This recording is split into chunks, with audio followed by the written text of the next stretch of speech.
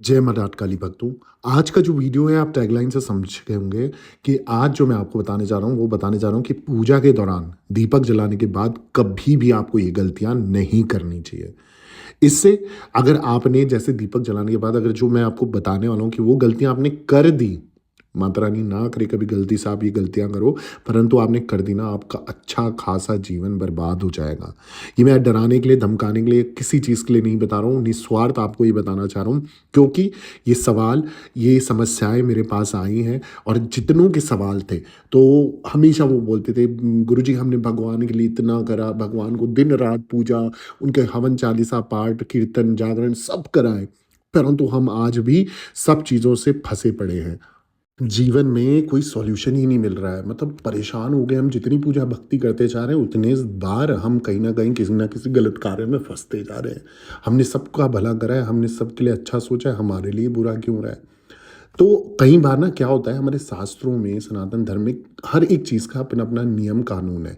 अगर हम उस नियम कानून का उल्लंघन करते हैं ना तो हमें पूर्णतः से उस चीज़ का फल नहीं मिलता। सेम इसी तरह से पूजा पाठ भी होता है। पूजा पाठ हम जितना ज्ञान रखते हैं, हम बोलते हैं भगवान हमें तो इतना ही ज्ञान है और इस आधार पर हम आपकी पूजा पाठ अर्चना कर रहे हैं, और कोई गलती हो जाए, भूल चूक हो जाए, क्षमा कर देना। अब आप अपनी क्षमा तो मांग देते हो, पर कहीं ना कहीं कोई तो शक्ति है जो रुष्ट हो सकती है आपसे, और वो आपकी क्षमा याचना स्वीकार ना करे, क्योंकि एक बार गलती, दो बार गलती, तीसरी बार गलती नहीं माफ़ी होगी। तो इसीलिए बोलता हूँ कि भैया जब कोई भी चीज़ का आप करने का ठानो, खासकर अपने पूजा पाठ के नियमों में या हवन पाठ चालीसा में, तो पूरा ज्ञान लो। चलता फिरता ज्ञान, अधूरा ज्ञान बिल्कुल आपको दीमक की तरह लगेगा। वो पूरी लकड़ी जैसे खोखली कर देता ना, वैसे ही आपके शरीर को भी खोखला कर देगा, जीवन को खोखला कर देगा। मैं आपको वीडियो में समस्त जानकारी दूंगा विस्तार से। उससे पहले हमेशा की तरह आपसे लोगों से निवेदन है कि आपकी ज़िंदगी में किसी भी प्रकार की संकट बाधा है, कोई परेशानी है, तंत्र मंत्र है, अला बला है, आप जगह जगह जाके थक चुके हो और निवारण नहीं मिला ना, आपने क्या करना है, मेरे साथ ऑनलाइन अपॉइंटमेंट बुक करानी है। एक छोटी सी अमाउंट पे करने के बाद आप टाइम लीजिए, उस निर्धारित समय पे कोई फ़ोन नंबर के बिना नहीं, मतलब इंस्टा कॉल और फेसबुक कॉल के माध्यम से मैं बात करता हूँ और जो भी प्रॉब्लम होगी डिस्कस करके सॉल्यूशन देता हूँ। तो आप मुझसे अपॉइंटमेंट बुक कराइए और संपर्क कीजिए। मेरी जो यूट्यूब आईडी का नाम है ऑफिशियल देवी भगवती शक्ति, जो नीचे ब्लिंक हो रही है, ठीक इसी नाम से मेरी इंस्टाग्राम और फेसबुक आईडी है। वहाँ जाके मैसेज बॉक्स पे आप अपॉइंटमेंट लिखिए, मैसेज करके आप अपॉइंटमेंट बुक कराइए, टाइम लीजिए और जो भी प्रॉब्लम है डिस्कस करके 101% गारंटी के साथ मैं आपको समाधान दूंगा आपकी परेशानी का। अब बात कर लेते हैं वीडियो की। तो जैसा आज का टॉपिक है कि पूजा के दौरान दीपक जलाने के बाद कभी आपने ये गलतियां नहीं करनी है, गलती से भी। इससे आपके जीवन के सारे अच्छे दिन बर्बाद हो जाएंगे। हमारे हिंदू धर्म में पूजा के दौरान भगवान को जल, फूल और अग्नि और प्रसाद चढ़ाया जाता है, जो कि पूजा के कार्यों में से एक माना जाता है। इसमें कोई गलती नहीं करनी चाहिए।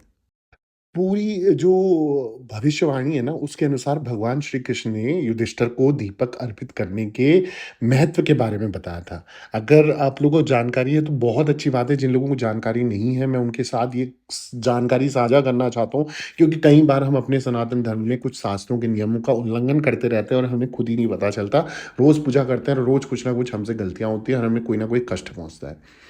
इसमें भगवान श्री कृष्ण ने युधिष्ठिर को दीपक जलाने, दीपक बुझाने और पूजा स्थल से दीपक हटाने के नियमों के बारे में बताया था। वही नियम मैं आज आपके साथ जो है मैं ज़ाहिर कर रहा हूँ, ताकि आप लोग समझ सकें कि कहीं न कहीं अगर आप लोगों से भी गलती हो रही है, आपके रिश्तेदारों, आपके मित्रों या कुछ खास लोगों से गलती हो रही है, तो उनको ये ज्ञात करा सको, या मेरी वीडियो आप उनके साथ शेयर कर दो ताकि उनको ये चीज़ समझ आ जाए। सबसे पहली चीज़ कि क्या है, भगवान श्री कृष्ण ने कहा था कि जलता हुआ दीपक कभी भी अपने स्थान नहीं बदलना चाहिए।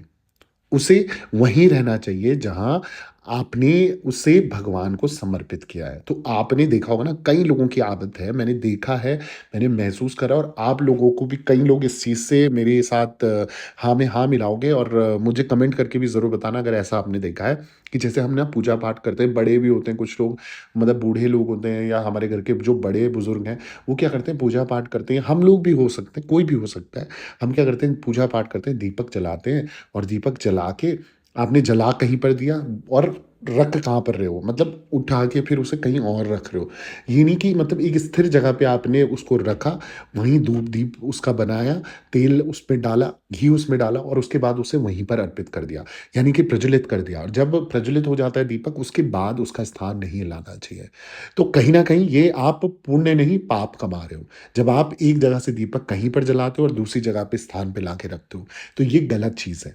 तो ऐसा करना आप लोगों से निवेदन है, बंद कर दो। दूसरा जो ज्ञान है, वो ज्ञान ये बोलता है कि पुराण में श्री कृष्ण ने कहा कि यदि दीपक बांधते समय अचानक बुझ जाए, तो ये अशुभ होता है। क्योंकि हिंदू धर्म में यदि कोई भगवान के लिए रखा दीपक बुझ जाता है या बुझा देता है कोई, तो वह 7वें जन्म तक अंधा बना रहता है। तो ये तो हमारे पुराणों में बताया गया है, परंतु हम खुद भी इस चीज़ का क्यों हमें नहीं पता ना, हमारे बुजुर्ग क्या बोल के गए हैं, हमें सिर्फ़ बताया है कि हमारे बड़ों ने बताया, हमने समझा, हमें पता ही नहीं रीज़न क्या है। तो इसमें कहीं न कहीं ये होता है कि भैया आपने दीपक जलाया और वो बुझ गया, ठीक है? वो आपका एक अशुभता झलकाता है कि कहीं न कहीं मतलब आपने पूजा-पाठ करी और अचानक से दीपक बुझ गया है, तो कहीं न कहीं ये चिंतित पात्र बन जाता है। और चिंतित पात्र इसलिए कि आपको सोचने के लिए आप अग्रसर हो जाते हो कि कहीं न कहीं आपको ये भय लग जाता है कि क्या कुछ नेगेटिव घटने वाला है, क्या कुछ गलत होने वाला है। तो ये एक संदेशा होता है भगवान की तरफ से कि तूने मेरे आगे दीपक प्रज्वलित तो कर लिया, पर कहीं न कहीं नेगेटिविटी है जो तुझ पे या तेरे परिवार पे या तेरे परिवार के सदस्य पे ये हावी हो सकती है। तो वो सचेत करते हैं अपनी तरफ से। तो अशुभता इसलिए कहा जाता है। और दूसरा कहा जाता है कि भैया जो पुराण में, अगर मैं पुराण की बात करूँ तो उस पुराण में ये भी लिखा गया है कि हिंदू धर्म में यदि कोई भगवान के लिए रखा दीपक बुझा देता है, यानी कि बुझा देता है, जानबूझ के बुझा देता है या कभी मस्ती मज़ाक में भी बुझ जाता है, कुछ भी हो सकता है। तो मतलब जब आप बुझा रहे हो ना उस दीपक को, तो इसका मतलब समझ जाना कि आप 7 जन्म तक अंधे बने रहोगे अगले। तो ये चीज़ आप लोगों ने अगर मतलब ध्यान रखना है कि कुछ लोग बोलते हैं ना, अरे अगले जन्म का क्या है, जो भी होगा दिख ही जाएगी। परंतु यही तो हमारे कर्म है। आज हमने अगर बुरे कर्म ना करे होते तो हमें जीवन इतना अच्छा मिलता कि जो हमने सोचा भी नहीं था। और अगर आपके जीवन में कष्ट है तो कहीं न कहीं पिछले जन्म के भी कुछ कर्म हैं जो आपके प्रत्यक्ष आ रहे हैं और उनका खामियाज़ा आप इस जन्म में भुगत रहे हो अपने बीवी, बच्चे, परिवार के साथ, और सबके सामने वो दुःख और वो कष्ट देख रहे हो। तो ऐसा भोगीदार अगर आपको नहीं बनना है तो आपने कुछ सनातन धर्म के शास्त्रों के नियमों का पालन ज़रूर करना है। अगला जो नियम कहता है वो कहता है कि दीपक बुझाने का मतलब आग को बुझाना होता है। और आग पवित्रता और पवित्रता का प्रतीक मानी जाती है। अगर हम जानबूझकर दीपक को आप शांत कर देते हो, बुझा देते हो, तो कहीं न कहीं आपके घर में नकारात्मक ऊर्जा का प्रभाव बढ़ने लगता है और इससे क्या होता है, घर की सुख समृद्धि पर भी आपकी नकारात्मक नेगेटिविटी पड़ने लग जाती है। तो कई बार आप कर्ज़े उधारी में आ जाते हो और दरिद्रता का साया छा सकता है आपके घर पे। तो भई ये जो वीडियो है ना, ये सचेत करने के लिए है, किसी को डराने के लिए या किसी को कोई उल-जलूल हरकतों से वाकिफ़ करने के लिए नहीं है।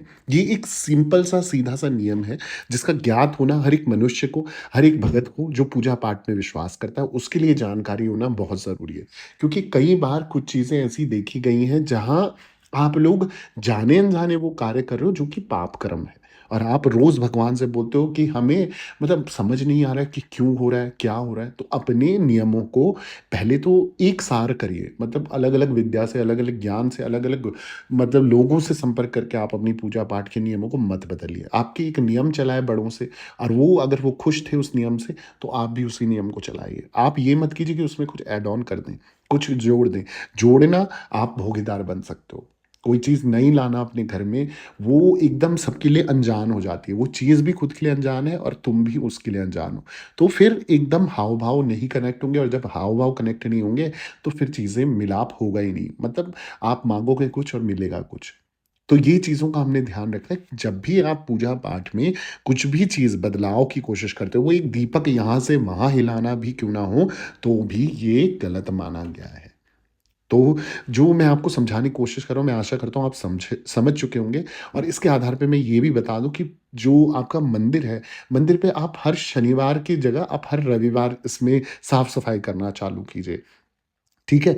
हर रविवार को आप अच्छे से, और हर हफ्ते भी नहीं करना, अगर मंदिर को बार-बार आपको साफ-सफाई नहीं रखनी है, मतलब साफ-सफाई रखो, साफ-सुथरा रखो, परंतु हर हफ्ते में आप उसका बदलाव मत करो। मूर्ति हिलाने से भी बहुत कुछ, फ़ोटोज़ हिलाने पे भी बहुत कुछ गड़बड़ हो जाता है। तो ये चीज़ों का आपने ध्यान रखना है। और अगर आपको भी मेरे ज्ञान अच्छे लग रहे हैं, मेरे वीडियोज़, मेरे वास्तु टिप्स, मेरी समझ जानकारियाँ अच्छी लग रही है ना, तो आपने प्लीज़ मेरे चैनल को सब्सक्राइब कर देना है, वीडियो को लाइक कर देना है, ज़रूरतमंद लोगों के साथ शेयर करना ना भूलें। कमेंट में जय माता दी ज़रूर लिखें और अपने कमेंट में ये ज़रूर बताइएगा कि आपको मेरे वीडियोज़ कैसे लगते हैं, और अच्छे लगते हैं तो एक थम्स अप ज़रूर दीजिएगा। और दरबार से बने रहें। सभी भक्तों को जय माता दी, जय मेरी माँ डाट काली मैया की जय हो।